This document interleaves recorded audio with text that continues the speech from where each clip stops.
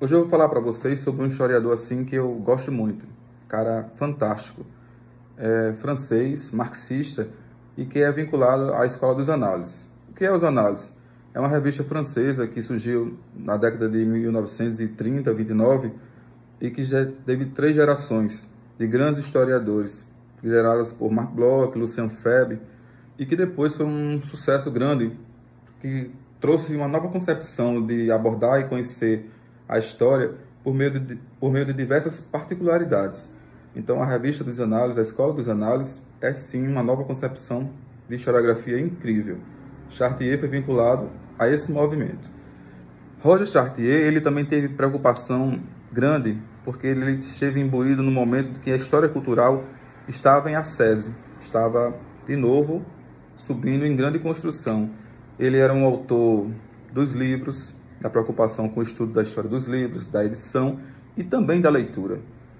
Então, Chartier ele é lido não só pelos historiadores, mas como pelos bibliotecários, pelos jornalistas, enfim, é um teórico que é conhecido e deve ser conhecido pelos grandes cientistas sociais, pelos intelectuais e todos esses ramos de conhecimento.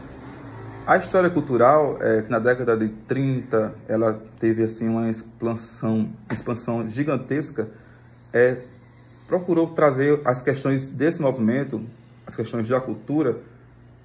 Eu já falei muito aqui sobre cultura, a visão de Lévi-Strauss, que ela não é a pedra no rio, ela é o rio que passa. Eu já disse que cultura é um termo polissêmico.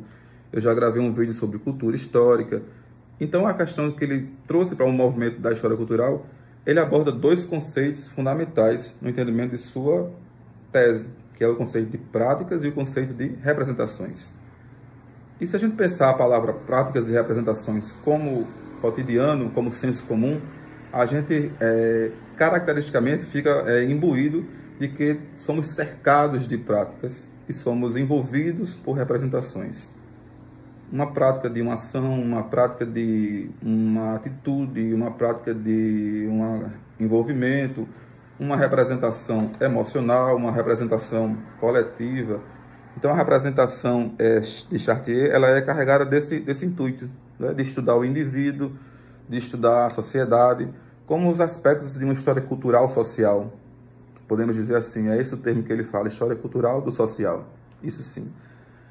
Além de tudo isso, ele costuma ver os indivíduos ele, assim como pessoas que estão ali participando de fato do processo do conhecimento histórico.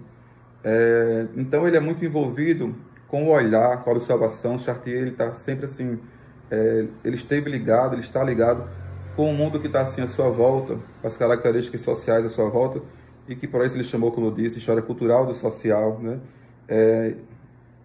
Estudar a história da realidade, porque a partir do momento que nós estamos envolvidos com os nossos sentimentos, né, as representações e as práticas também dos nossos sentimentos, e os nossos sentimentos eles não precisam ser exclusivamente sentimentos de amor ou de ódio, não. Os sentimentos históricos, sim, a vocação que a gente tem para a escrita, para a fala, uns desenvolvem melhor o falar, tem o dom da fala, outros desenvolvem melhor a técnica da escrita, outros da observação, da interpretação. Então, as práticas e representações, de acordo com Chartier, cada um é bom em uma área. Tem que seja bom em todas as áreas, né? Não existe pessoa perfeita, né? Isso aí não existe. Mas tem que seja bom escrevendo, falando, produzindo, né? E ele também traz isso para a sociedade, para o cotidiano, sendo bom em todas as esferas, sim. Na pública, na cultural, na civil, na militar, na jurídica, enfim, em todas. Então, essa história cultural que ressurgiu com Peter Book, com Chartier recentemente, ela tratou no conceito dele, na visão dele, de ser a história das práticas e representações. Então, práticas e representações, nesse sentido que eu já disse, é o sentido voluntariamente histórico. Mas eu posso dizer a vocês também que práticas e representações é as nossas práticas do dia a dia. O que nós fazemos no nosso cotidiano e como nós representamos tudo isso. Porque pessoas costumam ser fingidas. Concordam comigo? A gente encontra pessoas nas nossas vidas que representam o tempo todo e que a gente fundamentalmente cai naquela teoria, né, de que a pessoa é aquilo, é assado, é assim, é assado. Mas eu costumo muito lembrar de uma frase que Lilia Moritz Schwartz disse há um tempo atrás, numa entrevista que eu vi. Ninguém consegue viver com uma máscara por muito tempo. Não consegue, não. Um dia a máscara cai. Então, que vocês, né, conheçam essas obras de Chartier, A Beira da Falésia, a história cultural como práticas e representações, e vai estar aí discutindo a historiografia, né, voltada, como eu disse, para o livro, para a edição, para a leitura, para a sociedade, para o indivíduo, né, num grande cerco da história cultural. Lembre-se, cultura ela é plural e existe um livro também de Michel de Certeau, que eu já falei também muito dele aqui, que a cultura é ampla. E a nossa cultura é culturas diferenciadas. E por ser diferenciadas, não significa dizer que um ou outro seja melhor ou pior. Somos iguais, apenas temos culturas diferentes. Um abraço.